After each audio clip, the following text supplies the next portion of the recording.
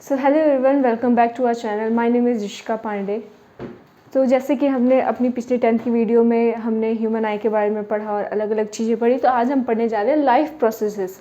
मतलब लाइफ में जो बॉडी में जो डिफरेंट तरह की प्रोसेसेस होती है, हम उसके बारे में पढ़ेंगे। तो इसमें इसको 3 पार्ट में डिवाइड किया गया है। पहला इसने न्यूट्रिशन बताया, फिर इसने बताया nutrition in plants and then nutrition in animals. तो आज हम पढ़ेंगे न्यूट्रिशन क्या होता है और न्यूट्रिशन इन प्लांट्स। ठीक है, तो हम लोग लिविंग से क्या समझते हैं? लिविंग मतलब कोई जिंदा है, सांस ले रहा है, ग्रोथ कर रहा है, रिप्रोड्यूस कर रहा है, मूवमेंट दिखा रहा है, कंट्रोल एंड कोऑर्डिनेशन है उसके बॉडी में, रेस्पिरेशन कर रहा है या फिर एक्सक्रीट कर रहा है, जो भी कर रहा है, ये हम बताते हैं कि वो लिविंग है। इसका मोस्ट इम्पॉर्टेंट क्राइटेरियन अगर हम कहें तो ये क्या होगा? इसमें हम देखेंगे मूवमेंट। मैं यहाँ खड़ी हूँ, मैं अपना मूवमेंट दिखा रही हूँ, तो आप समझिए कि मैं लिविंग हूँ, मैं जी रही हूँ। लेकिन मान लीजिए कोई इंसान सो रहा है, लेकिन आप उसको कैसे कहेंगे कि वो इंसान जिंदा है या मरा हुआ है? क्योंकि वो सांस ले रहा है, उसका लंग्स, उसकी छाती फूल रही है, नॉर्मल हो रही है, फूल रही है, नॉर्मल हो रही है। तो हम मोस्ट इंपॉर्टेंट क्राइटेरिया जिसे कहते हैं उसको कहते हैं मूवमेंट। वो इंसान अगर मूवमेंट दिखाता है तो वो लिविंग है। इसके बाद हमारा आता है ग्रोथ। हमारा आ जाएगा न्यूट्रिशन। हाँ, तो जैसे मैंने बताया था, मोस्ट इम्पॉर्टेंट मूवमेंट है, फिर growth, nutrition, respiration.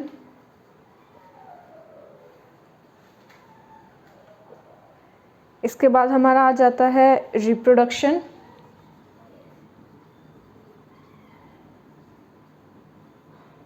Control and coordination, जो हमारा अगला चैप्टर होगा।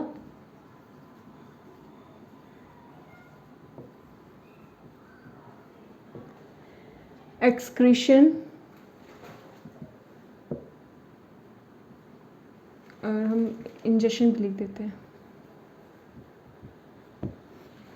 मोस्ट इम्पॉर्टेंट मूवमेंट है, फिर हमारा आएगा ग्रोथ, न्यूट्रिशन, रेस्पिरेशन। मतलब ये सब चीज़ें हैं जो बताती है कि एक इंसान या फिर कोई ऑर्गेनिज्म जीवित है। ये तो हमने लिविंग थिंग में देख लिया। हम प्लांट्स में कैसे देखते हैं कि वो इंसान कि वो प्लांट्स जिंदा है या नहीं? ज़रूरी नहीं है प्लांट्स मूव करे हम तभी बता पाए वो जिंदा है, या फिर ग्रोथ करे तभी। उसकी ग्रोथ होगी, ऊपर जाएगा, पता चल जाएगा वो प्लांट जिंदा है। उसका स्टेम बढ़ेगा, उसके लीव्स निकलेंगे, उसके बर्ड्स निकलेंगे, फ्लावर फ्रूट्स बनेगा, तो हम उसे बता सकते हैं कि वो प्लांट जिंदा है। तो ये हमारा हो गया एनिमल्स का। ऐसे ही हमारा प्लांट्स का होता है। प्लांट्स में भी यही चीज़ होता है। प्लांट्स की बॉडी भी कॉम्प्लेक्स है, ह्यूमन बॉडी भी कॉम्प्लेक्स है।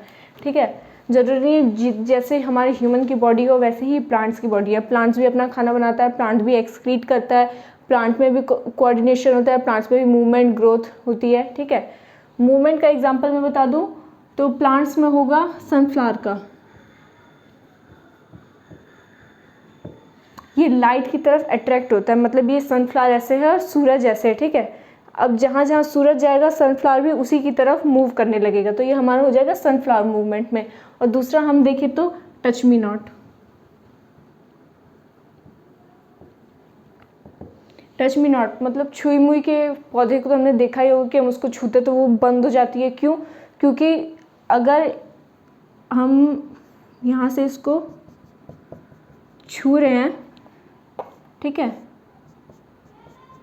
जैसे वो प्लांट है, शायद ऐसे ही है वो प्लांट, हम यहाँ से इसको छूते हैं तो ये आपस में बंद हो जाता है, सिकुड़ जाता है। क्यों? क्योंकि पानी का मूवमेंट दूसरे साइड हो जाता है। ठीक है, तो ये सब बताता है, मिमोसा या सनफ्लावर बताता है कि मूवमेंट है, प्लांट्स में मूवमेंट है, प्लांट जिंदा है। और ग्रोथ तो हमने देख लिया कि उसमें भी ग्रोथ होती है। ठीक है, तो लाइफ प्रोसेसेस क्या होता है? जैसे यहाँ पे लिखा है लाइफ प्रोसेसेस क्या होता है।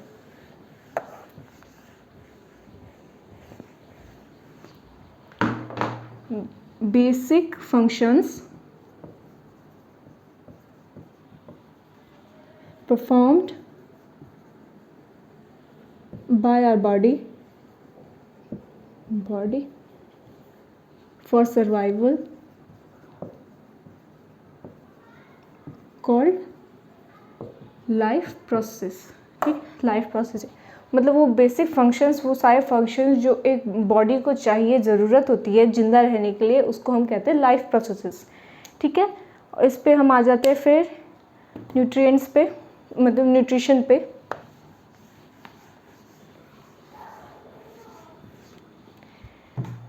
न्यूट्रिशन क्या होता है? Intake of food and utilising it.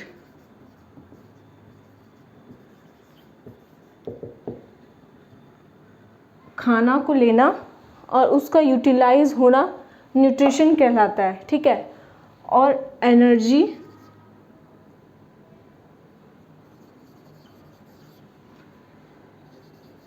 Absorbed by our body. ठीक है, ये होता है हमारा रेस्पिरेशन।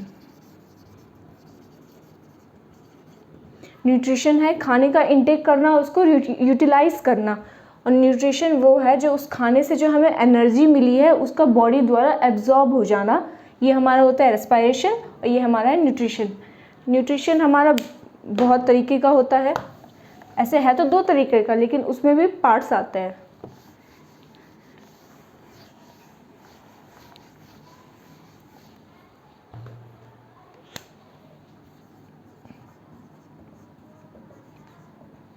न्यूट्रिशन में अगर हम मान ले तो ये हम कहते हैं कि फूड इज़ फ्यूल। शरीर के लिए, कोई भी ऑर्गेनिज्म के लिए, कोई भी फंक्शन हमको करना है तो हमको दाना पानी ज़रूरत होता है, हमको खाना ज़रूरत होता है। तो nutrition is fuel, sorry food is fuel. चाहे ब्रेन का वर्क हो, चाहे हार्ट का वर्क हो, चाहे किडनी का वर्क हो, सबको खाना चाहिए। किससे मिलता है? फूड से। ठीक है, और हमें फिर बॉडी में डिफरेंट प्रोसेसेस होती है, जैसे हम सांस लेते हैं, सांस छोड़ते हैं, फिर ऑक्सीजन सबके पास पहुंचता है, ब्लड पंप सबके पास होता है।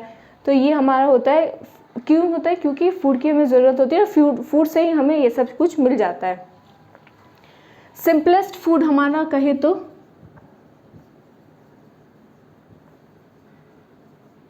वो है हमारा ग्लूकोज। और हाँ, अगर किसी को भी कोई बात में प्रॉब्लम हो या कुछ समझ में ना आए तो इस नंबर पे आप हमको कॉल कर सकते हैं। ठीक है, तो हमारा सिंपलेस्ट फूड हो गया हमारे पास ग्लूकोज, और हमारा सिंपलेस्ट फूड है ग्लूकोज। और ग्लूकोज जब ज़्यादा होता है तो उसे हम स्टार्च कहते हैं।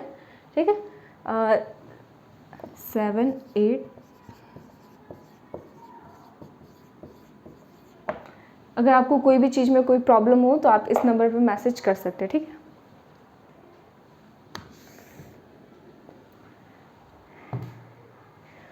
न्यूट्रिशन हमारा वर्ड आया है न्यूट्रिएंट से। न्यूट्रिएंट ये तो फूड होता है, पूरा फूड होता है जिसमें अलग अलग तरीके के हमें न्यूट्रिएंट्स मिलते हैं, लेकिन न्यूट्रिएंट्स होता है एक पर्टिकुलर फूड। पर्टिकुलर फूड को हम न्यूट्रिएंट कहते हैं। जैसे बोल रहे ना कि हमें विटामिन्स की कमी है, मिनरल्स की कमी है, तो हम इस न्यूट्रिएंट की कमी, और जो हम खाना खाते हैं उनमें कार्बोहाइड्रेट, प्रोटीन और वो सब कुछ हमें मिलता है। ठीक है, तो ये हमारा हो गया न्यूट्रिएंट्स। अब हम इसके टाइप्स के बारे में पढ़ेंगे। तो पहला हमारा आता है autotrophs, autotrophic mode of nutrition.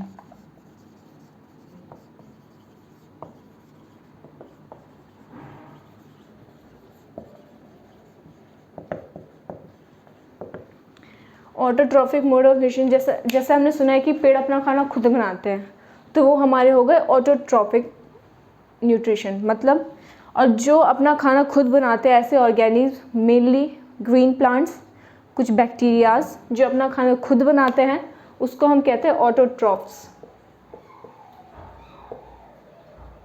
ठीक है, जो अपना खाना खुद बनाते हैं उसको हम प्रोड्यूसर्स भी कहते हैं। जैसे हमने ट्रॉपिक लेवल में पढ़ा था कि सबसे पहले नीचे कंज्यूमर्स, सबसे पहले नीचे प्रोड्यूसर्स होते हैं, फिर कंज्यूमर्स आते हैं, प्राइमरी, सेकेंडरी, टर्शियरी, फिर डिकम्पोजर्स आते हैं। वैसे ही जो ऑटोट्रॉफ्स होते हैं वो प्रोड्यूसर्स होते हैं, वो बिल्कुल बेसिक होते हैं, डायरेक्टली या इनडायरेक्टली हेटेरोट्रॉफिक ऑर्गेनिज्म। मतलब हम लोग जो उनका खाना लेते हैं, उनसे खाना लेते हैं, वो हम डायरेक्टली या इनडायरेक्टली इन्हीं पे ही डिपेंड होते हैं। तो ये हमारे हो गए ऑटोट्रॉफ्स। ठीक है, जैसे मैंने बताया इसमें कि इसमें प्लांट्स आ जाएंगे, कुछ बैक्टीरियाज आ जाएंगे। जैसे हम बोलते हैं कि प्लांट अपना खाना बनाती है, तो किससे बनाती है? CO2 से, वाटर से। ये इनऑर्गेनिक चीज़ है। जब प्लांट अपना, जब मान लेते फूड है ना, फूड हमारा ऑर्गेनिक है, लेकिन हमारा वाटर है, हमारा CO2 है, हमारा कार्बन डाइऑक्साइड है, ये ऑर्गेनिक नहीं है, ये इनऑर्गेनिक सब्सटेंस है।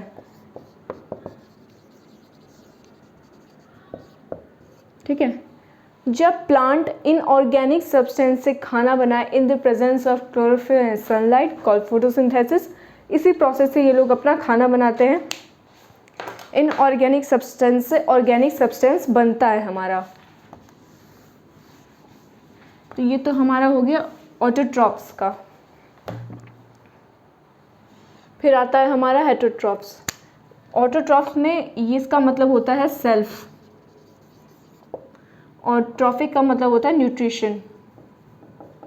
सेल्फ न्यूट्रिशन, जो अपना खाना खुद बनाता है। अगर इसके पे नोट लिखने को आए तो आपको ये लिखना ज़रूरी है कि ऑटो का मतलब होता है सेल्फ और ट्रॉफिक मतलब होता है न्यूट्रिशन। अब हम पढ़ते हैं हेटरोट्रॉफिक के बारे में।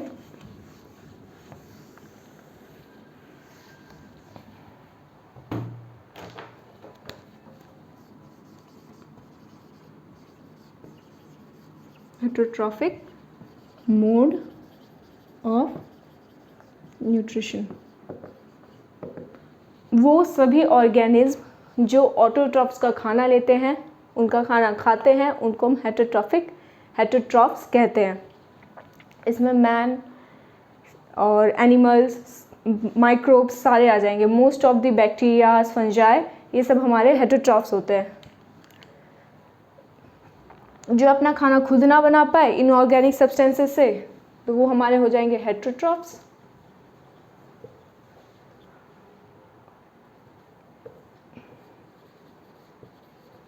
और इस मोड ऑफ न्यूट्रिशन को कहते हैं हेटरोट्रॉफिक मोड ऑफ न्यूट्रिशन। जैसे मैंने बताया कि प्रोड्यूसर्स हमारे ऑटोट्रॉफ्स, ये डायरेक्टली या इनडायरेक्टली हम ऑटोट्रॉफ्स पे ही डिपेंड है। जैसे मान लीजिए एक मुर्गी ने कुछ, मान लीजिए चारा खा लिया, ऑटोट्रॉफ जो प्लांट्स है, मान लीजिए कोई एनिमल ने कोई प्लांट खा लिया, दूसरे एनिमल ने उस एनिमल को खा लिया, और फिर इंसान ने उस एनिमल को खा लिया।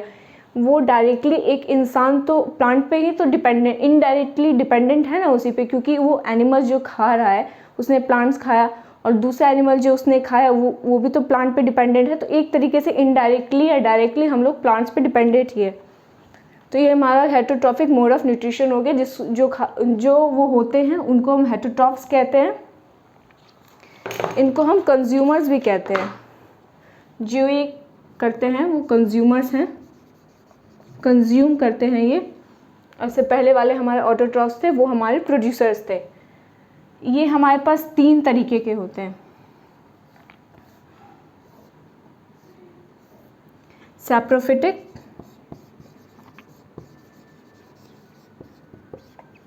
Parasites, holozoic. सैप्रोफाइट्स क्या होते हैं?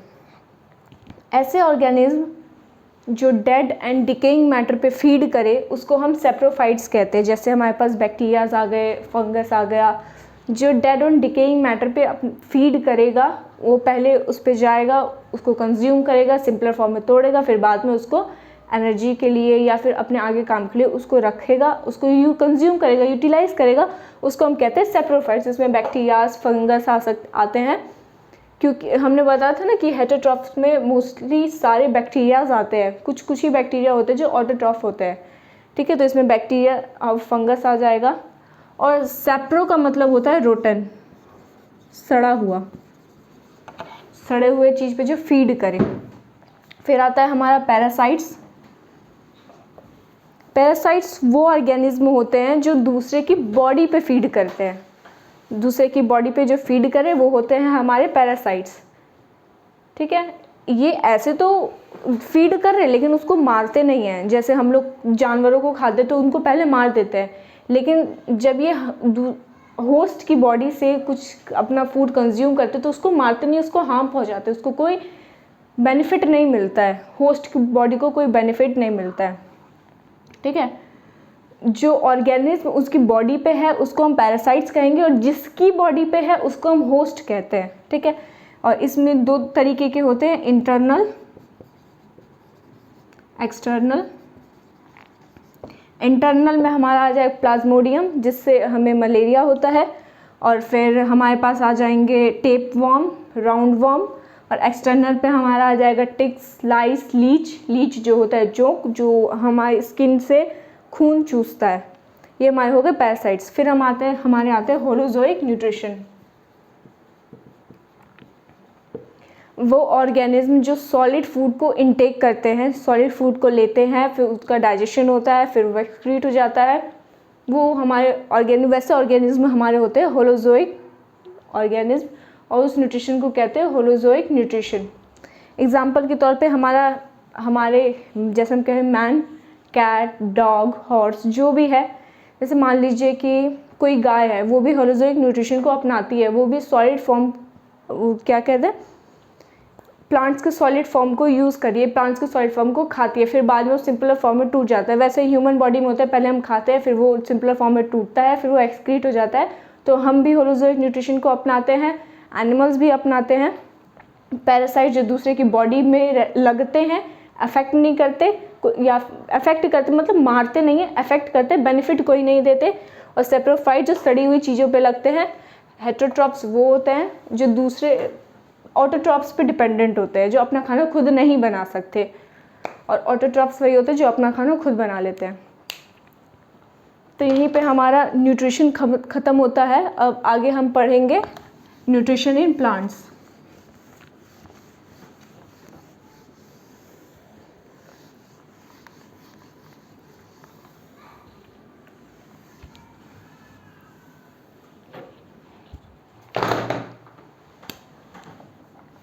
Nutrition in plants.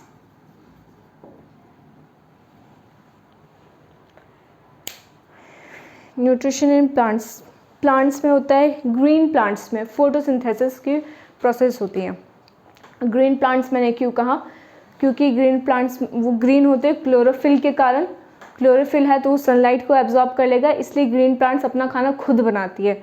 और फोटोसिंथेसिस क्या होता है?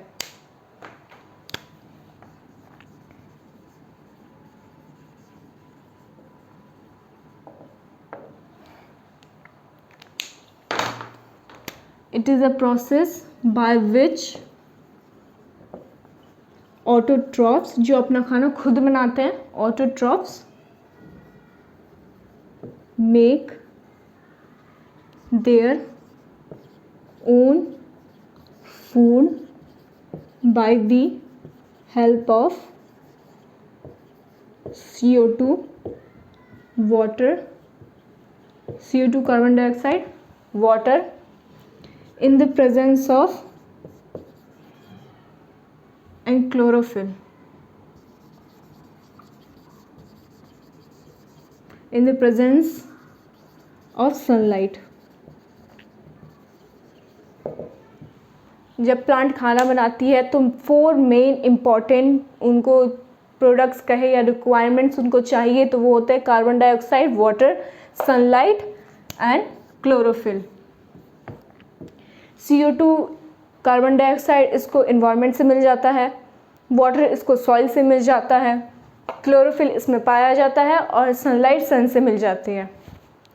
इसका काम कैसे कैसे होता है? पहले क्लोरोफिल का काम ये है ना कि वो सनलाइट को एब्जॉर्ब करती है, और सनलाइट का काम होता है ना कि जो आगे वो फोटोसिंथेसिस की प्रोसेस होती है वो उसको एनर्जी देती है।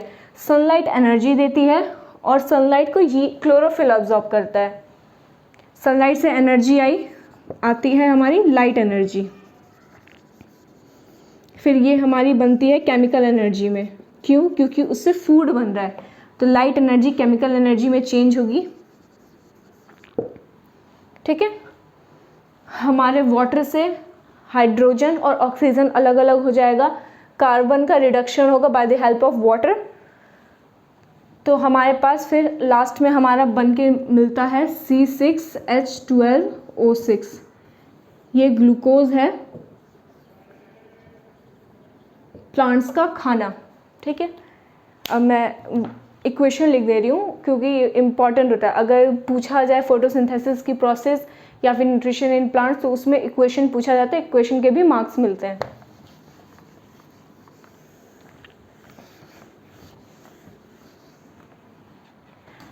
हमारा इक्वेशन है 6CO2, एक minute, 6CO2 6H2O plus light, light में हमारी सनलाइट है, क्लोरोफिल,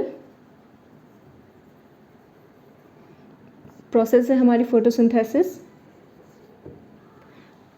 6 ये बैलेंस इक्वेशन है, 6CO2 plus 6H2O plus light, chlorophyll, process है हमारी फोटोसिंथेसिस, तो हमको मिलती है ये ग्लूकोज, ये है C6H12O6 और 6O2। हमने सुना है ना कि प्लांट्स अपना खाना बनाती है और प्लांट्स हमको ऑक्सीजन देती है, कार्बन डाइऑक्साइड ले लेती है। तो इसमें हम देख सकते हैं कि कार्बन डाइऑक्साइड हमारी निकल रही है। मेन हमारा ये है, मेन हमारा ग्लूकोज ये है, ये हमारी बाय प्रोडक्ट है, साइड प्रोडक्ट। जो मेन के साथ दूसरी चीज़ निकलती है ना, उसको हम बाय प्रोडक्ट या साइड प्रोडक्ट कहते हैं।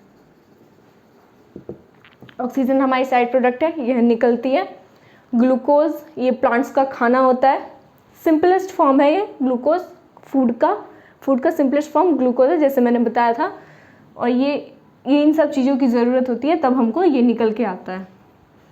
मतलब पहले लाइट एनर्जी केमिकल एनर्जी में चेंज होगी, फिर वाटर और ऑक्सीजन अलग होगा, फिर कार्बन का रिडक्शन होगा, फिर हमारे पास ये ग्लूकोज हमको मिल जाएगा। और ये गैसेस आते कहाँ से हैं? ये तो हमने देख लिया कि इन्वायरमेंट से आते हैं, लेकिन प्लांट्स में आते कहाँ से, उनका यूज़ मतलब प्लांट्स में कैसे आते हैं? ये पता चल गया इन्वायरमेंट में होता है, लेकिन फूड के बनाने के समय आते कहाँ से है, उसको हम जान लेते हैं अब।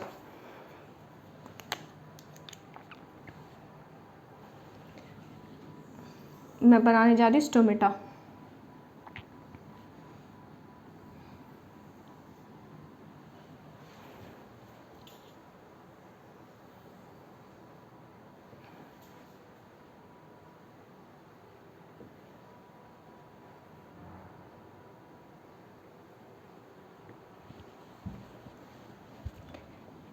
ये हमारी ओपनिंग होगी,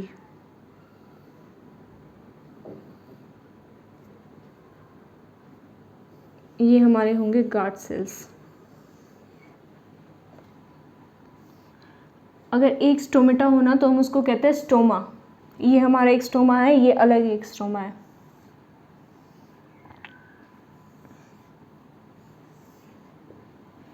दो ही काफ़ी है।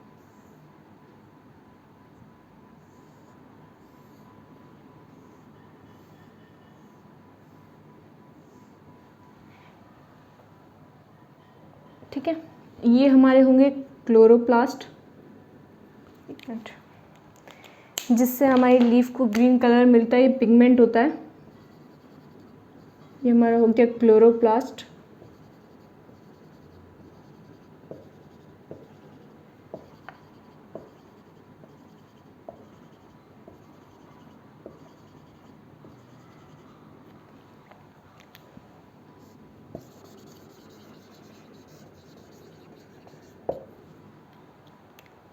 उसके बाद जो ये हमें कर्व बॉडी दिखाई दे रही है ना, ये बॉडी हमारी है गार्ड सेल्स।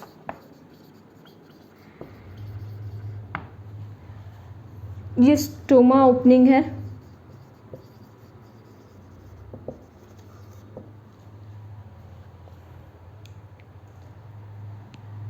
इसमें वाटर आता है, इससे वाटर निकलता है, इसमें गैसेस का एक्सचेंज होता है। और यहाँ मैं इसका दूसरा पार्ट बनाने जा रही हूँ। ये तो मैंने ओपनिंग का दिखाया था ना कि ओपन है, अब दिखाऊंगी कि स्टोमल पोर है वो जो क्लोज है।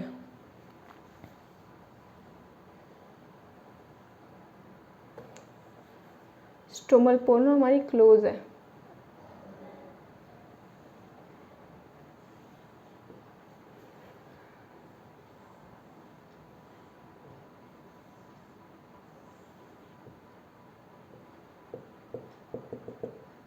ये हमारे क्लोरोप्लास्ट है। इसमें देखना कि एक कर्व्ड में है, ये जो गार्ड सेल है ये कर्व्ड में है तब ये ओपन होता है। जैसे हमने आई में पढ़ा था कि लेंस का साइज चेंज होता है, लेंस एकोमोडेशन ऑफ लेंस होता है, किसके कारण होता है? सिलियरी मसल्स के कारण। उसी में जब स्टोमा हमारा खुलता है या बंद होता है, किसके कारण होता है? ये गार्ड सेल्स के कारण। गार्ड सेल्स इसको खोलता है, इसको बंद करता है, और ये बंद स्टोमा है। ये सारे बंद स्टोमा है।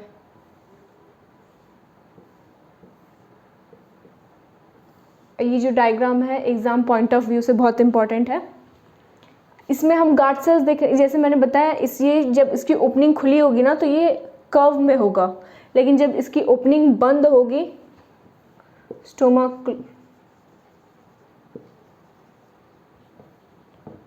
क्लोज स्टोमा, तो ये गार्ड सेल्स ना स्ट्रेट होंगे। इसमें कर्व है, ओपनिंग है, ये क्लोज है, ये स्ट्रेट होंगे, ठीक है। और फिर हमारा ये क्लोरोप्लास्ट है, ये हमारा स्टोमा क्लोज है, और ये हमारा गार्ड सेल स्ट्रेट है। अब हम इनका फंक्शन जान लेते हैं। गैसेस आती हैं, कार्बन डाइऑक्साइड आएंगी इसके अंदर, तो इस स्टोमा के कारण आती है, ठीक है। इसकी ओपनिंग खुली होती है, इसमें हमारी गैसेस आएंगी, इससे ही हमारी ऑक्सीजन बाहर भी जाती है। हम देखते हैं प्लांट ऑक्सीजन देता है, कहाँ से देता है, कहाँ से निकलता है? लीव्स के स्टोमा में से निकलता है। स्टोमा लीफ में पाया जाता है, ठीक है। और फिर वाटर का लॉस भी इसी से होगा। जैसे हमारा गैस का एक्सचेंज हो रहा है, ऑक्सीजन जा रही है, कार्बन डाइऑक्साइड आ रही है, किसके कारण हो रही है? स्टोमा के कारण हो रही है। तो हमारे वाटर का लॉस भी होगा इसी के कारण।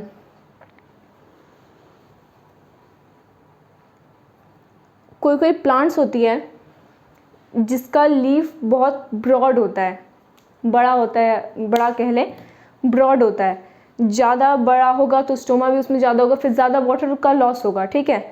तो जैसे मान लीजिए मेरा वो हाथ बड़ा लीफ है, ठीक है, तो स्टोमा जो होगा ना वो नीचे साइड में होगा कि पानी का ज़्यादा लॉस ना हो जाए, क्योंकि अगर हम एक टंकी खोल के रख दें तो पानी तो भाप बन के चली जाएगी ना। उसी तरह ये नीचे साइड होता है कि वाटर कम लॉस हो और ऑक्सीजन निकल जाए, कार्बन डाइऑक्साइड आ जाए। और वहीं जो नैरो लीव्स होती हैं, जो पतली पतली लीव्स होती हैं, उसमें स्टोमेटा जो होते हैं ना वो पूरा ऊपर नीचे दोनों साइड इक्वली मिलते हैं, ठीक है, इक्वली पाए जाते हैं। तो ये ब्रॉड लीव्स में नीचे साइड होता है और नैरो लीव्स में दोनों साइड इक्वली अमाउंट में पाए जाते हैं। ऐसे ग्रीन स्टेम्स, मतलब कोई प्लांट्स की स्टेम्स ग्रीन होती है, जो ग्रीन स्टेम्स वाले प्लांट्स होते हैं वो उनमें भी जो ग्रीन होते हैं तो उनमें क्लोरोफिल पाया जाता है। क्लोरोफिल पाया जाता है तो वो अपना खाना खुद बनाती है, तो उसमें स्टोमेटा पाया जाता है, ठीक है। ग्रीन स्टेम भी फोटोसिंथेसिस का प्रोसेस करती है। तो ये हमारा हो गया स्टोमेटा।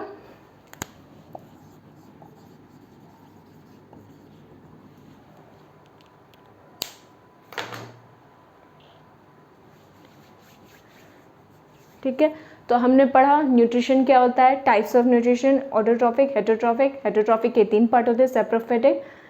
और सेप्रोफिटिक होगा हमारे पास पैरासाइट होगा, और फिर हमारे पास होलोजोइक न्यूट्रिशन होगा। उसके बाद हमने प्लांट्स के बारे में पढ़ा, प्लांट्स अपना खाना कैसे बनाती है। प्लांट्स अपना खाना by the help of chlorophyll, carbon dioxide, water in the presence of sunlight. Sunlight उनको एनर्जी प्रोवाइड में मदद करता है कि वो अपना खाना बनाए। क्लोरोफिल उसको एब्जॉर्ब करता है सनलाइट को, और फिर लाइट एनर्जी केमिकल एनर्जी में कन्वर्ट होती है। फिर ग्लूकोज हमारा बनता है प्लांट्स का खाना। प्लांट्स का खाना अगर एक जगह मतलब ज़्यादा ग्लूकोज बच जाए या फिर एक्स्ट्रा ग्लूकोज अगर हम कहें जो प्लांट्स का खाना बच जाता है उसे हम स्टार्च कहते हैं। बहुत सारा ग्लूकोज है उसको हम स्टार्च कह देंगे, ठीक है। और स्टार्च लीफ में ही स्टोर होके रह जाता है। ग्लूकोज जब स्टोर होगा, ग्लूकोज जो प्लांट का खाना है वो जब लीफ में स्टोर होगा, स्टार्च की फॉर्म में वो स्टोर होगा, ठीक है। और इसके बाद हमने पढ़ा स्टोमेटा के बारे में कि ये स्टोमेटल ओपन पोर है इसका, और स्टोमा का क्लोज पोर है। ये हमारे पास क्लोरोप्लास्ट होंगे, ये गार्ड सेल्स होगा जो इसके ओपनिंग और क्लोजिंग में मदद करेगा, इसी से गैसेस का एक्सचेंज होता है और हमारा वाटर का लॉस होता है। और उसके बाद हमने पढ़ा ग्रीन स्टेम के बारे में कि जो जिन प्लांट्स की स्टेम्स ग्रीन है वो भी फोटोसिंथेसिस की प्रोसेस करते हैं, उनमें भी स्टोमेटा पाए जाते हैं। ठीक है, तो इसी तरीके से हमारा आज का वीडियो ख़त्म होता है। I hope you all like it. Thank you.